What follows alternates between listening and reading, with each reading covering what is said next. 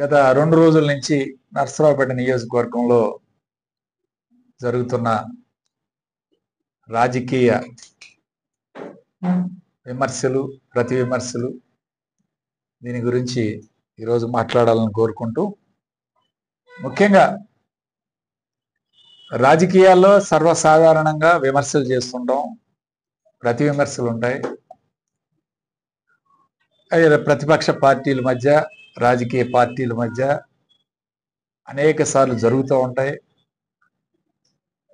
ఈ విషయాన్ని వ్యక్తిగతంగా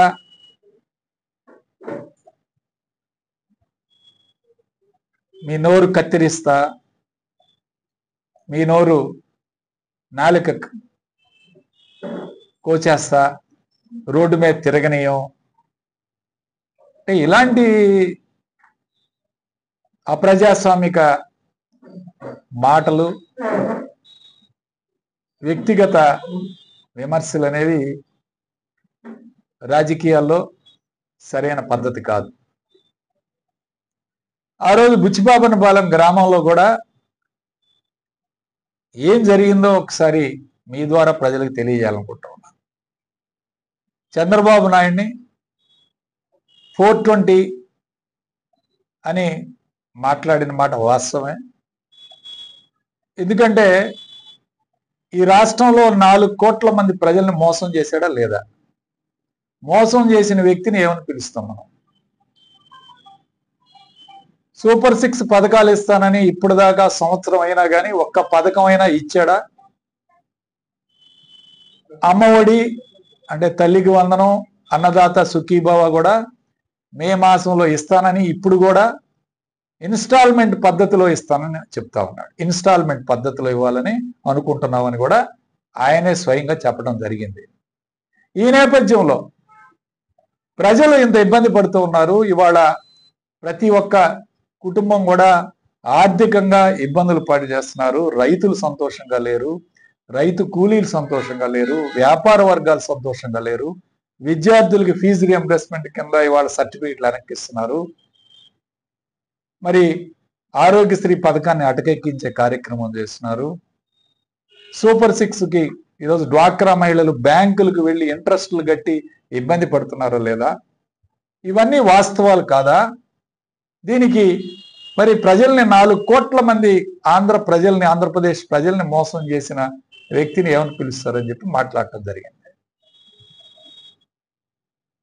దీనికి కథలు అల్లారు, కేసులు పెట్టారు. సరే, కేసులు పెడతారు, మీరు అధికారంలో ఉన్నారు కాబట్టి కేసులు పెట్టే ఇది ఉంటుంది, మీకు పెట్టచ్చు. నేను ఒకటే అడుగుతున్నాను, జగన్మోహన్ రెడ్డి గారిని ముఖ్యమంత్రిగా ఉన్నప్పుడు మీరు సైకో అని ఎన్నిసార్లు పిలిచారు? వేదిక మీద నుంచి ఎన్నిసార్లు పిలిచారు?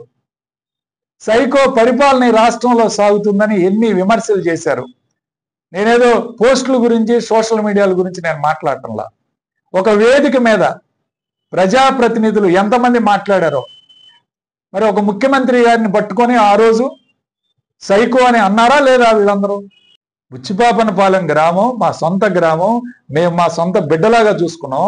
మేము ఎందుకు ఈరోజు మేము బుచ్చిపాపనపాలెం గురించి మాట్లాడుతున్నామంటే, ఇప్పటికీ నా హాస్పిటల్లో 24 సంవత్సరాల నుంచి మా ఊరు నుంచి ఏ వ్యక్తి వచ్చినా ఓపీ ఉచితంగా చూస్తాం.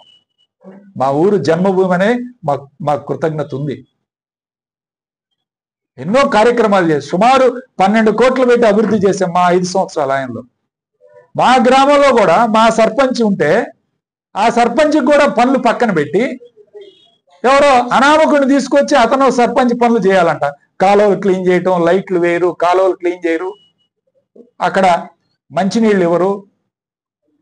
ఇవన్నీ చేస్తుంటే దాని మీద నేను మాట్లాడాను మా గ్రామం గురించి.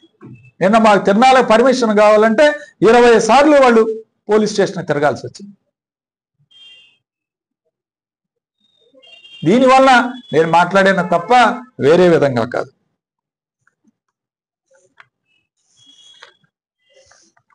అవినీతి గురించి చెప్తా ఉన్నావు. నేను చెప్తాను, నువ్వు సంవత్సరంలో ఏం చేసావు అవినీతి రాసుకోండి. ఒక్కొక్కరి దగ్గర 10 లక్షలు వసూలు చేసావా లేదా? 6 బార్లు వైఎస్ఆర్ కాంగ్రెస్ పార్టీకి సంబంధించిన 6 బార్ల దగ్గర ఒక్కొక్కరి దగ్గర సంవత్సరానికి రెన్యువల్కి 10 లక్షల చొప్పున 60 లక్షలు వసూలు చేసేవా లేదా?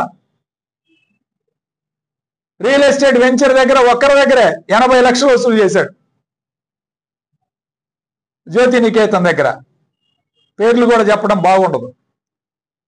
6 ఎకరాల వెంచర్కి 80 లక్షలు స్పాట్ లో కట్టించే కార్యక్రమం చేశాడు. మరి బిల్డింగులు, ఎక్కడ బిల్డింగులు, మా హాయిలో కట్టిన బిల్డింగులు కూడా సొంత ఇళ్లు కట్టుకున్నా డబ్బులు వసూలు చేపించారు. ఇక్కడే మా హాస్పిటల్ పక్కన ఒక హాస్పిటల్ నిర్మాణం చేస్తుంటే 15 లక్షల రూపాయలు తీసుకున్నాడు. 40 లక్షలు డిమాండ్ చేసి చివరికి 15 లక్షల రూపాయలు సెటిల్మెంట్ చేసుకొని హాస్పిటల్ కడుతున్నారు పక్కన.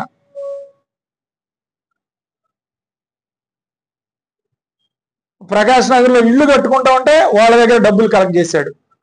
ఇక్కడ మెడికల్ షాప్ లో కౌంటర్ పెట్టి ఆ కౌంటర్ లో ఈ రియల్ ఎస్టేట్ వెంచర్ల దగ్గర, ఈ బిల్డింగుల దగ్గర మొత్తం కౌంటర్ లో పెట్టి డబ్బులు వసూలు చేపిస్తున్నాడు. ఈయన మాట్లాడుతున్నాడు అవినీతి గురించి. ఈయన చేసిన అవినీతి ఎవరికి తెలియదు అనుకుంటున్నాడు. కోటప్పకొండ దగ్గర మట్టి తోలింది ఎవరు? దేవాలయ భూముల్లో. నీ మేనల్ని ఎందుకు పంపించావు ఈ ఊరు నుంచి? ఇంకా పెద్ద తప్పు చేశాడు. వ్యక్తిగత నేను అది ఆరోపణ చేయడానికి నాకు కూడా మనసు ఒప్పక ఒక అమ్మాయి జీవితం నాశనం చేశాడు.